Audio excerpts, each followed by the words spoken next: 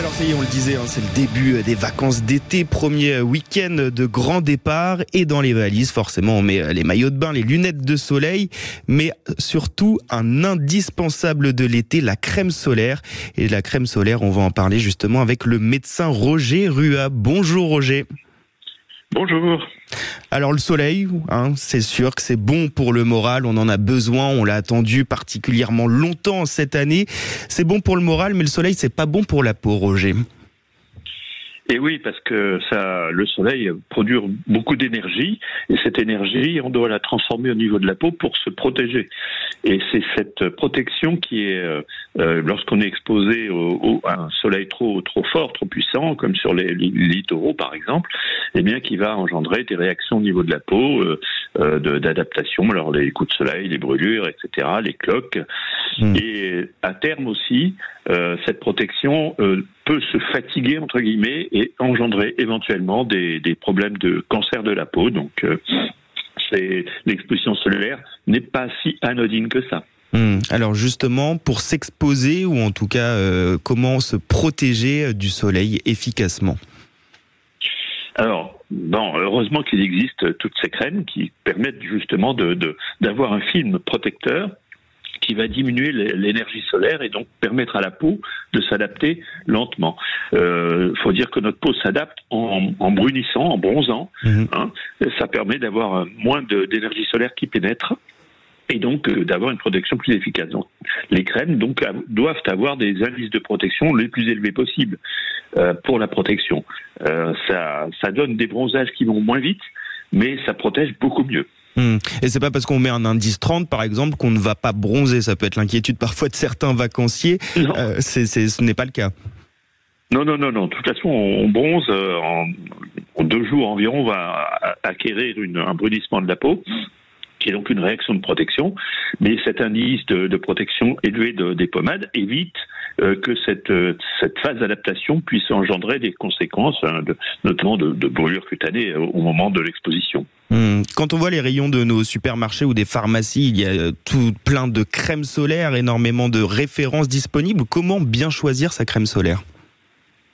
Alors c'est effectivement très compliqué. Alors il faut choisir des crèmes solaires avec des indices élevés, c'est sûr, mais aussi il faut prendre garde de la composition de ces crèmes, puisque ces crèmes vont être appliquées sur la peau et donc il faut que leur réaction dermatologique soit minime, c'est-à-dire qu'il y ait des constituants qui ne soient pas allergènes, par exemple, ou avec des produits qui seraient dangereux pour la peau.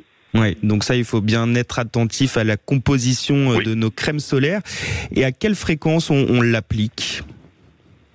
Alors, les 2-3 premiers jours, il faut l'appliquer plusieurs fois par jour, bien évidemment, parce que, surtout si on va se baigner, quand on est au bord de l'eau, il y a une partie de la crème qui va être enlevée par la baignade, et donc il faut en rajouter. Et j'ajouterais aussi que pour les enfants, c'est vraiment indispensable pour les enfants, les tout petits, d'avoir des crèmes qui soient très très élevées en indice, et surtout, il ne faut pas non plus perdre de vue que les petits enfants, il faut les couvrir, il faut leur mettre un t-shirt et un chapeau quand même, en plus des crèmes. C'est ça, parce que des fois on a l'impression qu'en se mettant sous un parasol, par exemple, on va se protéger des rayons. On sait que par exemple le sable peut refléter les rayons du soleil. Là aussi, il faut faire attention à ça, par exemple.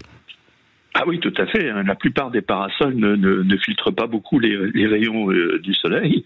Et donc, on est sous le parasol. Parfois, on est presque à l'équivalence de sans le parasol. Et il faut se méfier aussi de certaines journées où on a des nuages, un petit peu de ciel nuageux. Là aussi, les rayons peuvent traverser les nuages et engendrer quand même des coups de soleil qui ne soient pas très agréables. Alors, on a tous des stocks, enfin en tout cas, je parle pour moi de vieux tubes de crème solaire, et je me pose toujours la question, est-ce que je peux réutiliser la crème solaire que j'utilisais l'été dernier ? Alors, a priori, il vaut mieux avoir des crèmes solaires qui soient récentes et qu'on vienne d'acheter. Parce qu'il y a des constituants de ces pommades qui peuvent s'altérer avec le temps et donc avoir une protection qui soit moins efficace que prévu. Donc pas de stock. Pas de stock. Et justement, vaut mieux ne pas lésiner du coup sur les quantités, il faut y aller. Absolument. Il ne faut pas lésiner ni sur la qualité ni sur la quantité. Et pour s'exposer au soleil, pour ceux qui n'ont pas forcément envie de rôtir en plein cagnard sous le soleil, mais qui ont quand même envie d'en profiter, c'est quoi les meilleurs moments de la journée pour s'exposer? Quels sont vos conseils? Alors les conseils, c'est surtout d'éviter des moments entre 11 heures et 16-17 heures, parce que là, l'incidence des rayons solaires est maximale.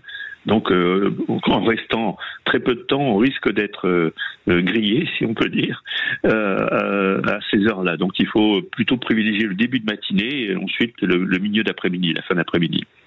Et se couvrir aussi, par exemple, la tête. Ça, je pense que c'est toujours important de le rappeler. Tous ces bons conseils, c'est vrai que il y a toujours des vacanciers on peut avoir des insolations. Vous le disiez au début de cette interview, quelles sont les conséquences les risques d'une exposition comme ça au soleil quand on n'est pas adapté? Alors, en dehors effectivement des problèmes qu'on a évoqués de coups de soleil, de brûlures qui sont très désagréables et parfois qui peuvent durer toute la durée du séjour, donc ça c'est gênant. Il y a aussi le problème de l'insolation, vous le citiez, qui est une réaction de déshydratation extrême liée à la chaleur, au rayonnement, et qui peut parfois avoir à conduire à des pertes de connaissance, des malaises, voire une hospitalisation. L'insolation, c'est quelque chose d'assez ennuyeux quand même. On reste donc très prudent, même pendant les vacances. Un grand merci, Roger Ruat. Je rappelle que vous êtes médecin. Merci beaucoup.